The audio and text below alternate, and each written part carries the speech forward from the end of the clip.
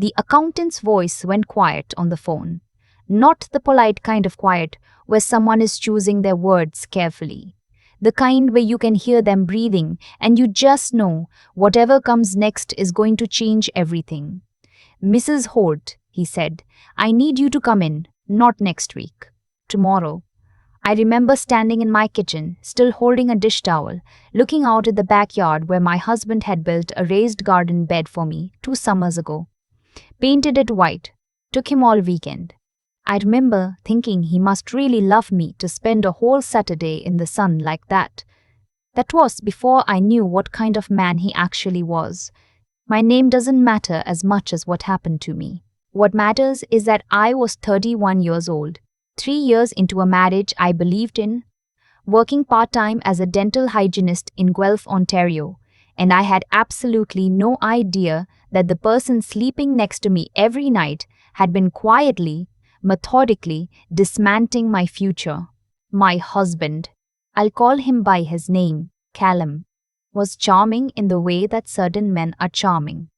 Not showy about it. He didn't walk into rooms and demand attention. He listened. That was his thing. He made you feel like you were the most interesting person he'd ever met, and when someone does that, you trust them. You open up, you hand them things. I handed him everything. We met at a friend's cottage near Paddy Sound. It was a long weekend in August, the kind where the light on the water looks almost fake. He was a financial advisor, educated, calm, good with numbers. I was 27 and impressed by competence. We dated for a year, got engaged, got married in the fall at a small venue outside of Hamilton. My mum cried. His parents flew in from Vancouver. It was, by every visible measure, a good beginning. He suggested early on that he handle our finances.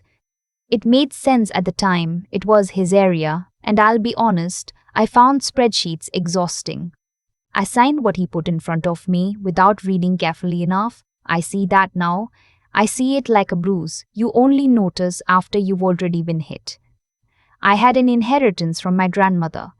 Not a fortune, $68,000. She'd saved her whole life, lived through hard times, and left it to me with a note that said, "For whatever makes you happy, sweetheart." I put it into a joint account because Callum said it made more sense for tax purposes. He used a lot of phrases like that. Makes more sense for tax purposes. Better for long-term growth. Trust me, I do this for a living. I trusted him. For 3 years, I trusted him. The first sign that something was wrong wasn't dramatic. It was a small thing. A renewal notice for our house insurance came in the mail, actual paper mail, which almost never happened because Callum handled everything online. The premium listed was significantly higher than what I remembered us paying. I asked him about it that evening, and he explained it away easily. Rates went up. Inflation. Normal. But I kept the envelope. I don't know why. Something in me just kept it. A few weeks later, I was looking for a pen in his desk drawer, and I found a credit card statement I'd never seen before. The card was in my name. The balance was just under $9,000. There were charges going back 8 months, a storage unit in Mississauga, a hotel in Niagara Falls I'd never been to, transfers to an account number I didn't recognize. My hands were cold when I put it back. I straightened everything exactly as it was, and I didn't say a word.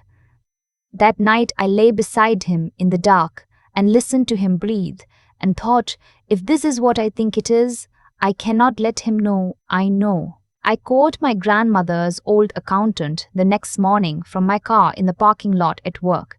Mr. Farooqi had done her taxes for 30 years. He was retired now, but he'd always liked me, always sent a card at Christmas.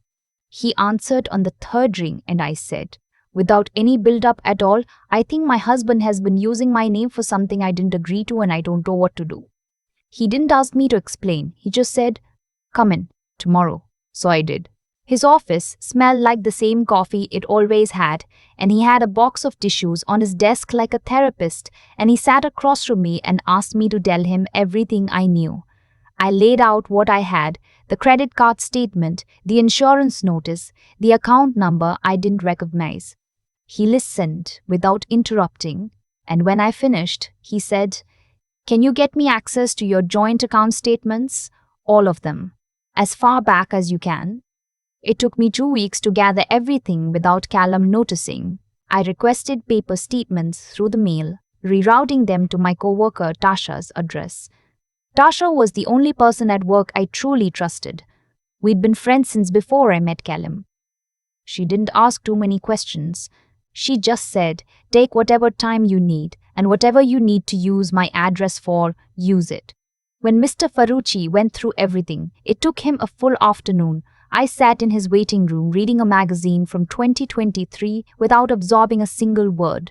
When he called me back in, his face had the kind of stillness that cost someone something, like he'd worked very hard to arrange it that way. "I need you to listen to me carefully," he said, "and I need you not to react until I'm done." So I didn't. I sat with my hands in my lap and I listened.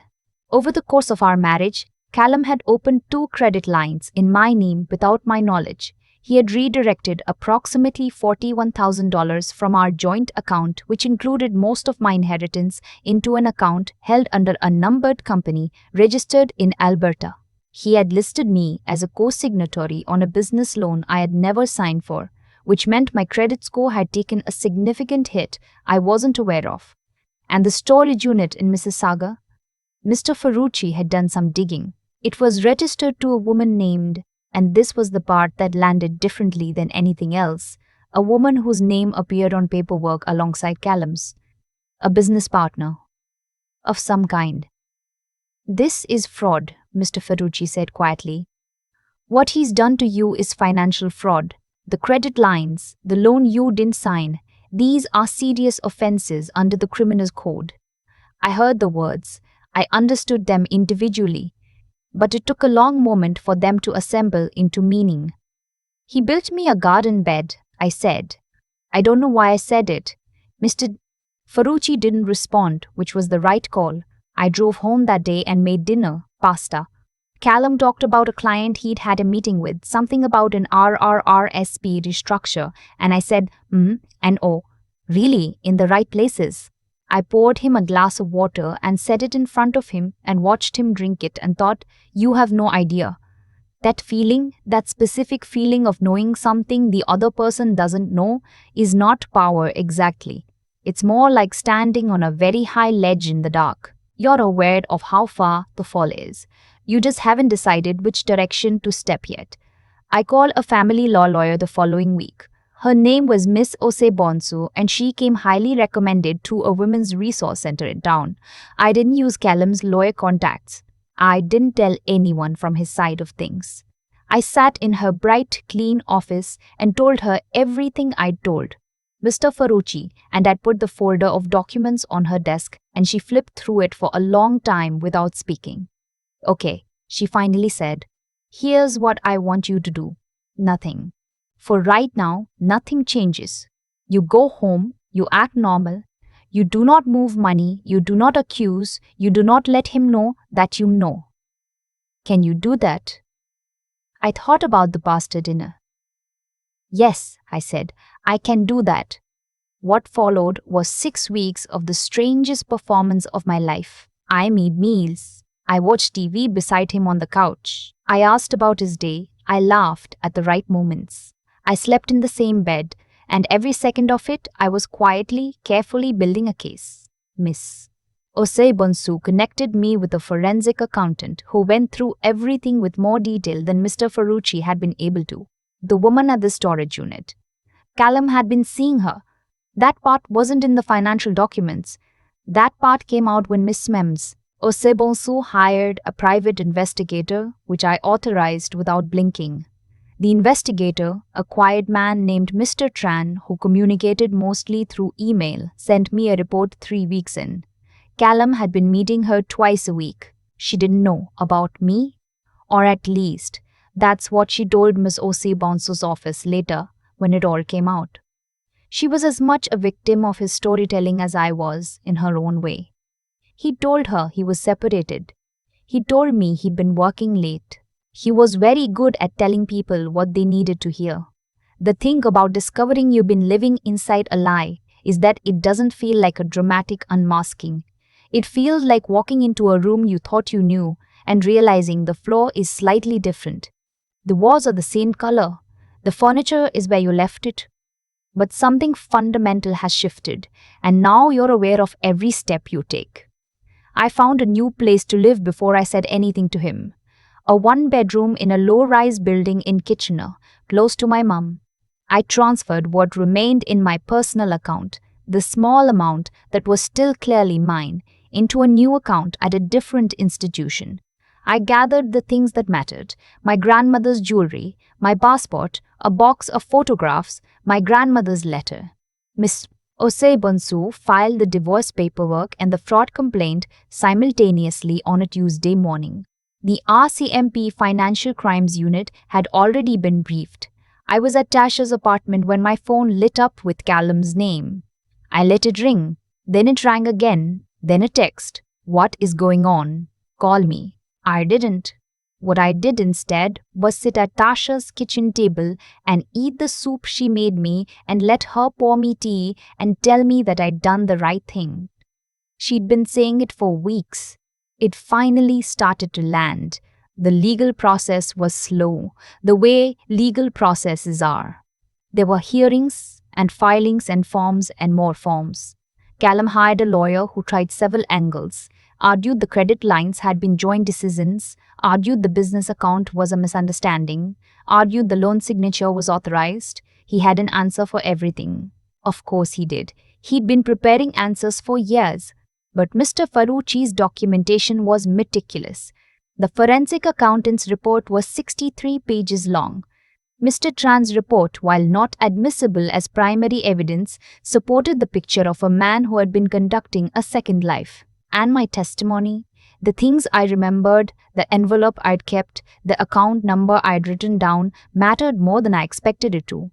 My mum came to the hearings when she could. She sat in the second row and never said anything during the proceedings, but she always squeezed my hand in the hallway after. She is not an expressive woman. That squeeze meant a great deal. Callum eventually took a plea on 2 of the fraud charges. The judge, and I'll be honest, I'd been warned not to expect too much from the sentencing, handed down 2 years less a day plus 3 years of probation, restitution ordered for the full amount he'd redirected, and a prohibition on working in any financial advisory capacity for 10 years. It wasn't the maximum. I know it wasn't the maximum, but it was real and it was documented and it was public record. The divorce was finalized separately. I got the house, which we sold, and my half of the equity plus what the restitution order recovered went into rebuilding something from the ground up. My grandmother's $68,000, most of it came back. Not all, but most. I planted a garden last spring, not a raised bed. Just a patch of ground at the back of my mom's yard while I was staying with her during the sale. Tomatoes and kale and something I thought was basil that turned out to be mint. It took over everything. I didn't mind. People ask me sometimes, women who've heard some version of what happened through the social networks that exist between people who've been through things, they ask how I knew to keep that envelope, how I knew to say anything when I found the credit card statement. I don't have a clean answer for that. Instinct isn't clean. It's just something that moved in me before I had words for it. A shift, a wrongness. What I tell them is this: if something feels off, it probably is. If the person who is supposed to be your partner is also the only one who handles everything, the money, the paperwork, the accounts, find a way to look. Not because everyone is lying, but because trust without visibility isn't trust. It's hoping. I don't hope anymore in that particular way. I know what my accounts say. I know what I've signed. I know what's mine. That's not a sad ending. I want to be clear about that. It is in fact the most solid ground I've stood on in years, maybe ever. There's a kind of freedom in knowing exactly what you're standing on, even if the path to get there cost more than it should have. Tasha still makes me soup sometimes. Mr. Farooqi sent a card when the divorce was finalized. Miss Osei Bonzo shook my hand on the courthouse steps and said, "You did well." From her, that was a lot. And the garden bed Callum built, the white one. I left it when we sold the house. Let whoever moved in use it. I hope they grew something good in it. I hope they didn't have to think about any of this. I grew something good too. It just took me a little longer to find the right soil.